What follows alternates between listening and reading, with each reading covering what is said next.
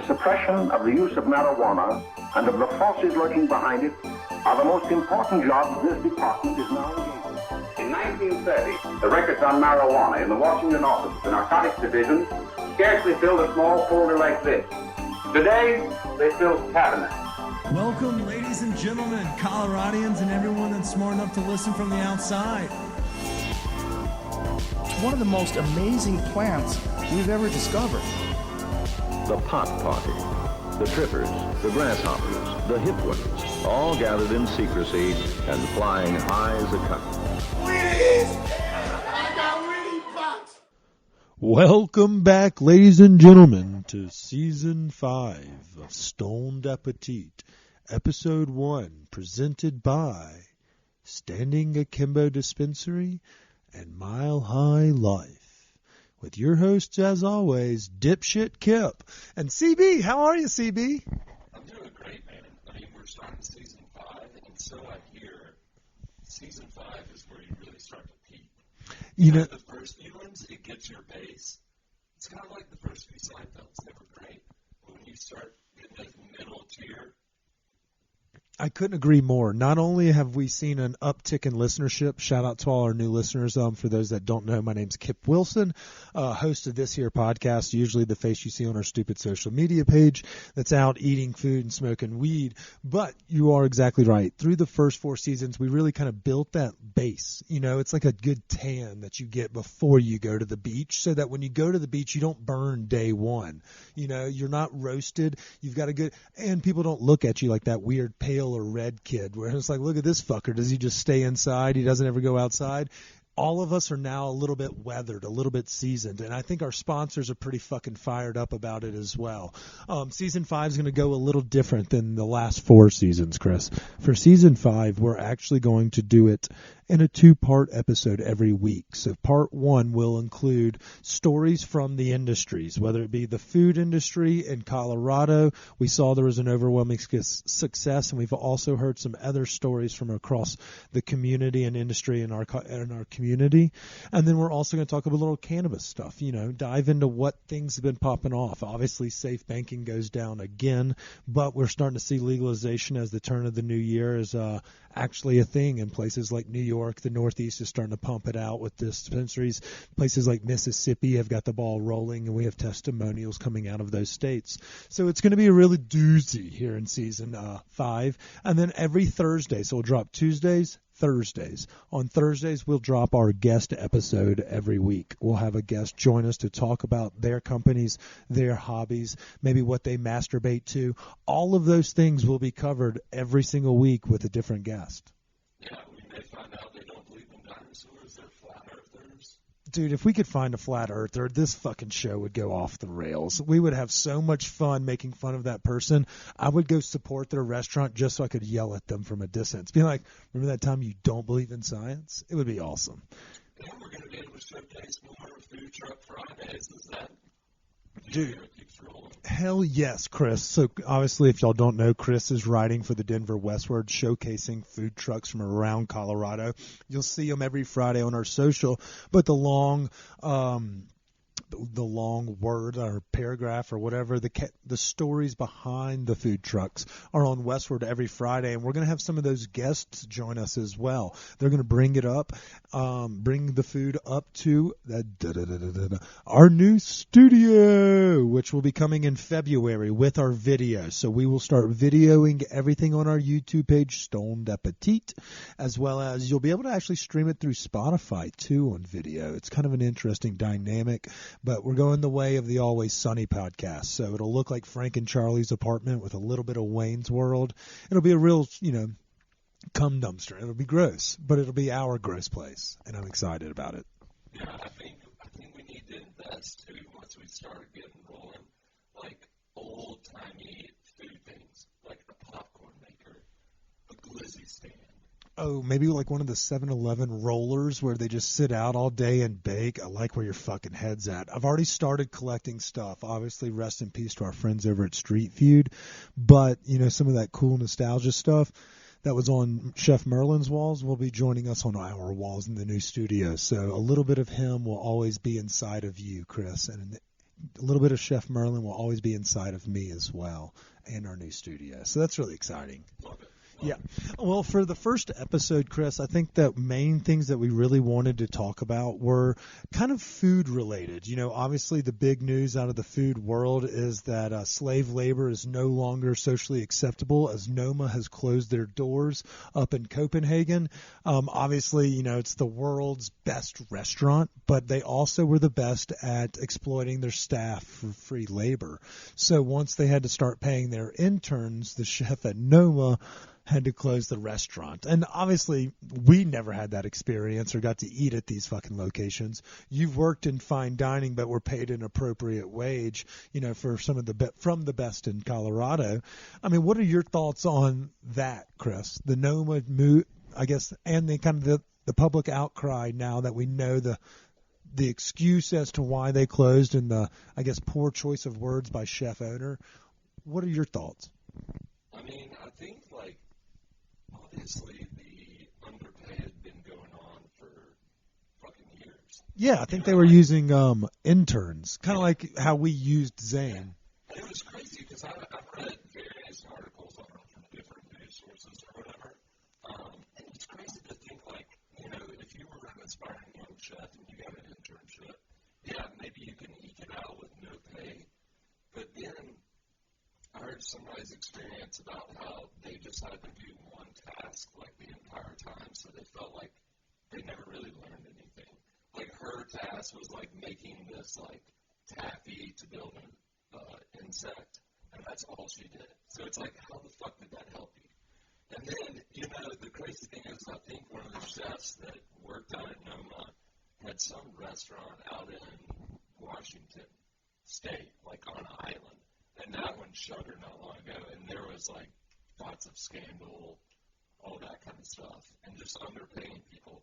And you gotta realize, like, that's not okay, especially when you're, you know, working fucking 12, 14-hour days. So now that we kind of have seen the veil has been pulled back from our eyes, is the exploitation of employees going to, maybe at least in like first world restaurant industry, like cities like this, should we start putting folks on blast for things like that? Or should it be held within the community? It's like, well, there's a reason this restaurant can't find anybody to fucking work here. It's because they don't pay for shit, you know? Or how do you think that it will proceed going forward? Will we start to see more 20% service included, and, you know, every employee splitting tips, making a flat wage? How do you see it going forward if, you know, we're saying an unsustainable restaurant industry as we see it now?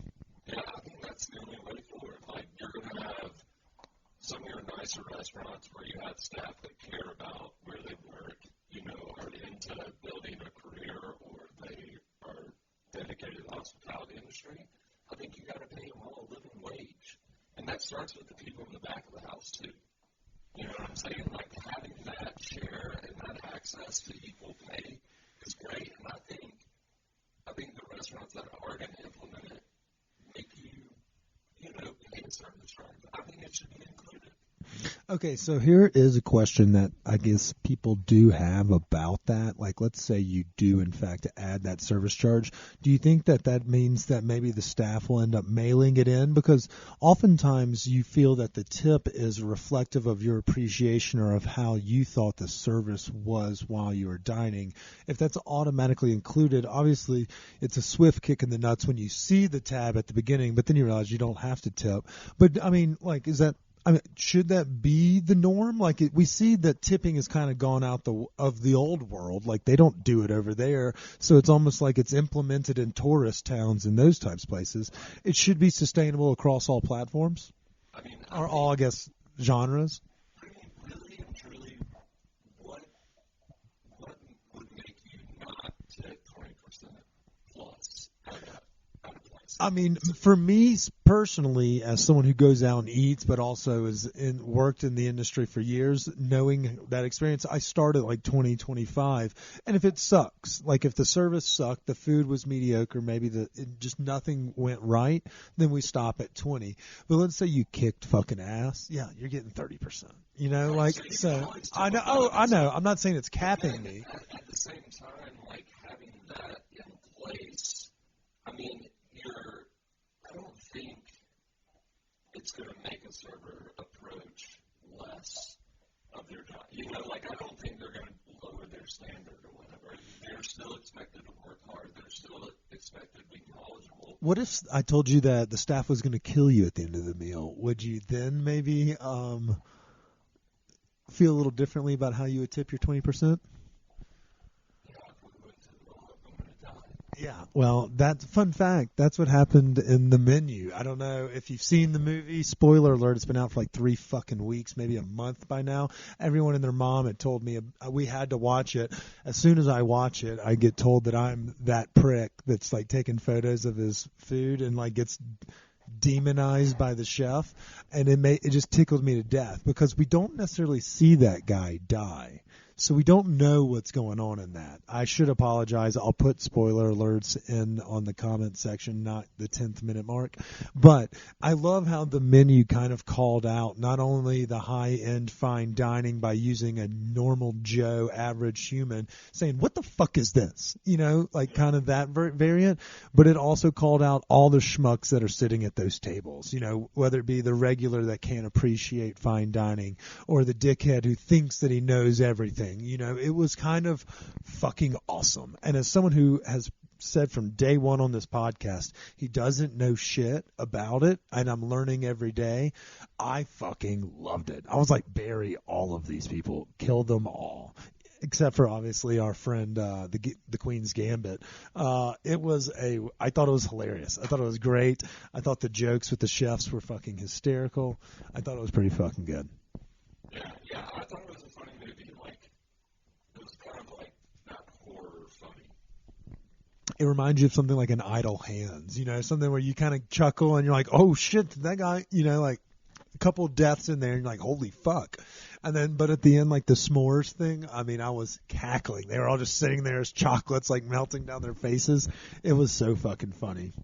But that kind of covers our news segment from the food world today. We mentioned we will have more news segments going forward. Chris and I will both come to the table with 3 topics of discussion every week.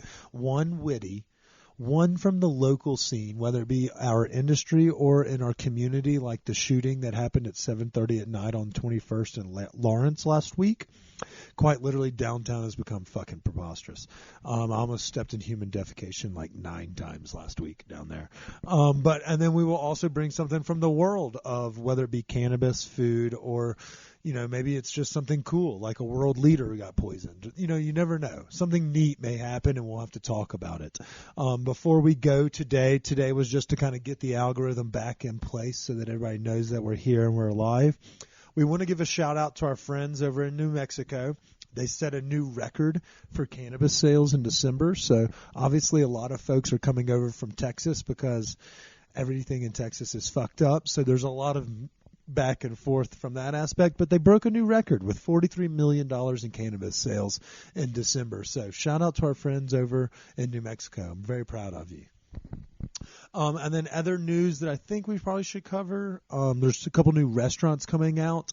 We'll talk with some of those chefs in the coming weeks, but Reckless Noodle over in Cap Hill is one that's got to be on everyone's radar. Everyone's been fellatioing the crispy prawns, like literally just like fucking them up. I have not been. I haven't either, but we have a couple new restaurants. Cucina Bella is a restaurant that I don't know if it's new or new to us, but we never claim to be the people that are included in all the invites or to know where everything is. We just tell y'all what we like. And so we're going to try out some new restaurants, but one I'm very excited about from our local community is Chef Kelly Whitaker and Chef Dookie Hong from LA and obviously Kelly from Denver are teaming up for a semi-casual restaurant on Tennyson Street. So atop the Archer Hotel, that means the 3rd and 4th floor, will be a restaurant called Oh Hey Kiddo. And what it'll start with is it'll open every day regularly at 5 p.m. and go till 2 a.m., but serve food well past midnight. But there's 3 different kind of concepts, so it depends on what time of day. There will be a happy hour kind of time of day kitchen. There will be a whole dinner menu kitchen if you wanted to dine, and then they'll have a late night kitchen as well. So let's say you're partying, maybe you're one of the young professionals that can afford to live in the Highlands. Maybe you run amok over there at the Tartarian, or maybe you were down at Rest in Peace, the old local 46, Call to Arms Brewery, and you wanted a late night snack. Kelly and his team are going to have elevated casual eating, so fucking lobster tail, but also fried chicken. You can get a little bit of everything. Oysters on the half shell, onigiri. There's going to be a litany of good snacks, and they go late in the night. Yeah, it gets me a little chubbed up in the pants. And speaking of Tennyson, I actually just want to shout out, I know we always talk about it, or we've had it on before, but Bakery 4. So this is the first time I went there the other day. Not the first time I've been there, but the first time I decided to try one of their breakfast sandwiches. Have you had one yet? No, I have not, but I've been seeing them. They look piping. Dude, so good. So it's hard to choose between, like, we were going to go 2 sweets. The ham and butter one? We were like, let's switch it up. And so they do, like, they souffle the eggs, so they're like, kind of like a square. Fluffy? It's so fluffy. It's one of the best egg sandwiches. So we had, like, egg, and then we had this spicy mayo, and they had caramelized onions on it. And it was a really good fucking breakfast sandwich. Like, I'm not gonna lie, that topped that lobster roll that I had at Outer Range. Oh, I could believe it. So, and obviously, Sean and them, they fucking slay it over there at Bakery 4. They're open, I believe, Thursday, Friday, Saturday, Sunday. And they're opening a second location in Wheat Ridge in 2023. We'll definitely have to get him on video and on pod. And I'll do you one as well, Chris. Bodega's been fucking slaying it for my breakfast scene recently, but I did a little Arthur hoagie last week, Chris. That and a snipe burger. I'm a fat piece of shit. That's why I've been going to the gym. You know how it is. No, same me. I'm still going to be a huge piece of shit. I have drug problems, probably a drinking problem. I have a huge gambling problem. But what I don't have a problem with is I have great friends, a huge community of support. Shout out to our listeners and our followers. As well as I have a gym membership that I'm paying $19 a month to get back in shape. But Little Arthur's Hoagies and the Snipe Burger with the Bakery 4 bread, because they're all kind of like friends. Shout out to the Chutney Boys. They fucking kill it. Dave Hadley as well, chef from Samosa Shop, and David Wright, who's opening up a new Wright Cream down there on Downing Street where we did that podcast with DBCO. They're fucking like working together, and it's just awesome. Snipe burgers with fucking Bakery 4 potato buns. AJ is doing those sandos, or the fucking hoagies, and using the Bakery 4 either bread and kitchen. I mean, it's just unreal what this community's been doing recently. Yeah, and those are the stories we'll try to bring every week. A story like that, and then some more national headlines. Exactly. And if y'all want, we're still going to give you insight into the food that we eat, if y'all think y'all would like it, things of that nature. And here's a friendly reminder for those that are listening Wednesday, go check out Pita Mafia. It is the pop-up of the week on Wednesday. It's going to be like you'll get like a braised short rib pita pocket with some nice falafel and some sides, a dessert and a drink. You can't beat that with a stick. And then on Thursday, our friends Get Right, which, they also do some killer breakfast foods and Basque cheesecakes and a lot of other baked goods, are teaming up with our friends over Penelope Wong and Jan Wonton, who are just back from vacation, and they fucking bring the goddamn hammer. So that's going to be fucking sick as hell, Chris. I'm fired up. This is going to be a great year. So y'all stick with us. Each episode, they'll be a little shorter, better timed for the Colorado commuter. Not a lot of y'all are sitting in 2-hour traffic every day unless you're driving up the hill. So we're going to try to give them to y'all in 20, 30-minute bursts, which is like 10 times longer than my sex. So I hope y'all enjoyed episode 1. I hope y'all stay tuned for episode 2, which will drop Thursday with Chef Alex Seidel, James Beard award-winning chef from right here in Colorado. Without further ado, do we do the sign off here? Stay high, stay hungry? Yeah, something like that. How has the mountains been? I mean, it's been fucking dumping snow. Like for those that are listening, it's about to dump its tits off over the next 24 hours here in Colorado. So if there's going to be good skiing. And I've managed to survive. It's going to be like, you just got to saddle up and realize you're going to be on